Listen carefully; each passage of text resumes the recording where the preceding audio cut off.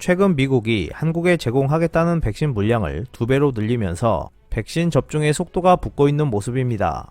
이러한 상황에서 미국이 화이자 또는 모더나 백신 말고 얀센 백신을 한국에 제공한 배경이 궁금해지고 있습니다. 피커TV에서 자세한 내용 전해드리겠습니다. 미국의 얀센 백신 접종 사전 예약이 시작되자마자 당일에 곧바로 마감되었습니다. 질병관리청은 6월 1일 문자 공지를 통해 얀센 백신 접종 사전 예약이 6월 1일 오후 3시 30분께 선착순 마감됐다며 현재 예약 인원은 80만 명이라고 밝혔습니다. 한편 정부는 얀센 백신의 효과에 대해 세계보건기구의 유효성 기준을 충족하고 있으며 국내에서도 지난 4월 식약처 허가를 통해 안정성과 효과성이 검증된 백신이라고 강조했습니다. 김남기 예방접종 대응 추진단 접종기획반장은 정례 브리핑에서 이와 같이 언급한 뒤 얀센은 1회 접종으로 완료되고 임상시험에서 예방효과는 66% 이상, 중증 예방효과는 85% 이상 유지되는 것으로 밝혀졌다고 전했습니다. 그러면서 남아공 변이나 브라질 변이에 대해서도 다른 백신보다 더 나은 효능을 보인다는 연구도 있다고 덧붙였습니다.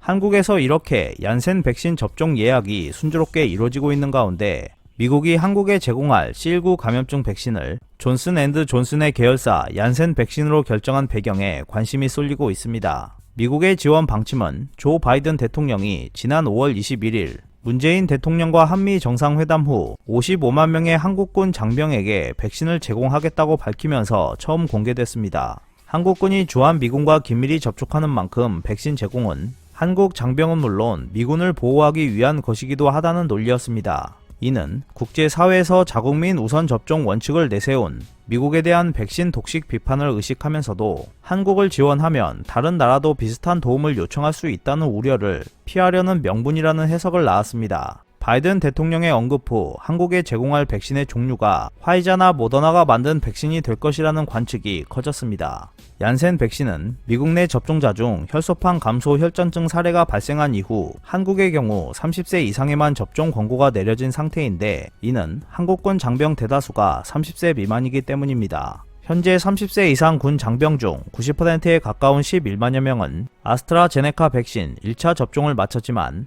30세 미만 장병 41만여 명의 경우 백신 접종이 이루어지지 못했습니다. 실제로 한국 정부는 후속 논의 과정에서 화이자와 모더나 백신을 요청했지만 미국은 얀센 백신 제공을 결정한 것으로 알려졌습니다. 미국이 얀센 백신을 선택한 데는 내부적으로 아직은 화이자와 모더나 백신 비축이 필요하다는 인식이 반영된 것으로 보입니다. 미 질병통제예방센터 집계에 따르면 지난 5월 30일 기준 2억 9,492만회 접종이 이루어진 가운데 화이자 1억 5,941만 회와 모더나 1억 2,452만회의 백신이 대부분을 차지했습니다.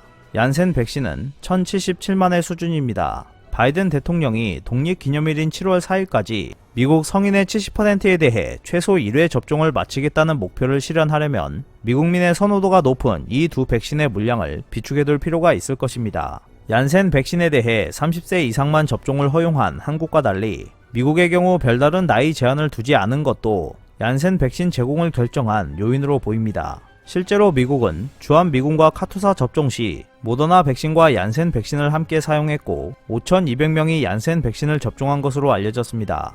그러나 얀센 백신은 미국이 혈전증 사례 발생 후 잠시 접종을 중단했다가 접종 재개 방침이 나왔지만 접종 속도가 붙지 않는다는 점에서 상대적으로 미국민의 선호도가 낮은 백신을 제공한 것이 아니냐는 지적을 받을 수 있습니다. 미국이 애초에 55만 명 접종분의 백신을 한국에 제공하겠다고 했다가 2배 수준인 101만 명 접종분으로 늘린 것도 한국 내 형성될지 모를 부정적인 여론을 의식한 것이 아니냐는 해석을 낳고 있습니다.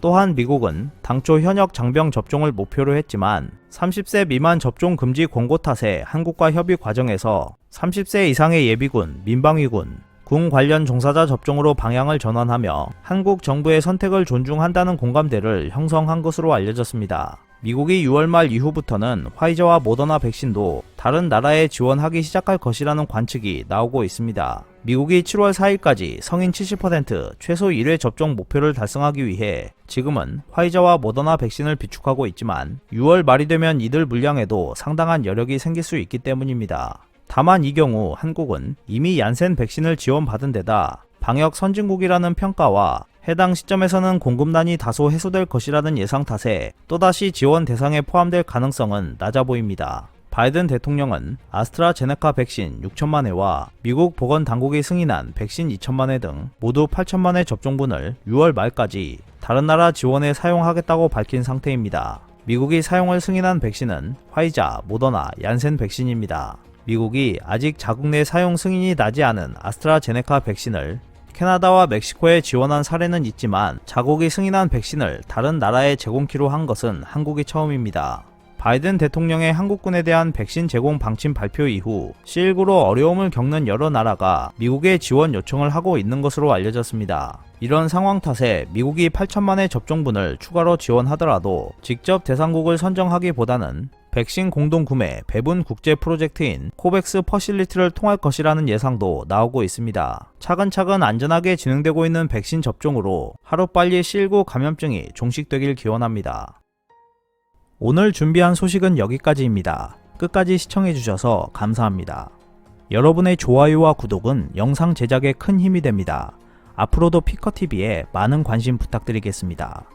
오늘도 즐겁고 멋진 하루 보내세요. 다음 영상에서 뵙겠습니다.